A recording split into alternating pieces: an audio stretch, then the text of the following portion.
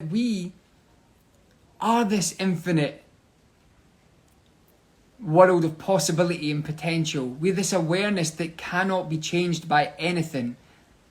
Cannot be changed by what's going on in the world. It cannot be changed by, the things that happen in our day-to-day lives. And these sessions are going to remind you of that every single day. And the reason I say remember, because that is the work, right? You hear people saying, I'm working on myself.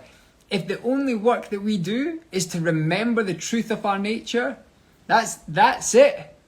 We've got it. And if we get caught up and we behave in a way that we don't like, or we say something that we don't like, or we reflect on the way that we acted in a moment throughout our days and it doesn't make us feel great, that's okay. You simply got caught up in the content of your experience.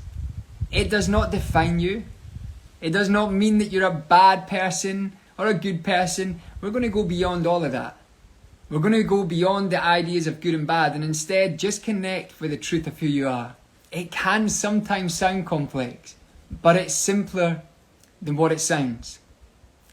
Remember that when we were first born into this world, we were the closest thing we could be to pure consciousness, pure awareness. We had no conditioning of the mind. We had no stereotype or prejudice to what we liked, what we didn't like, who we liked, what we didn't like.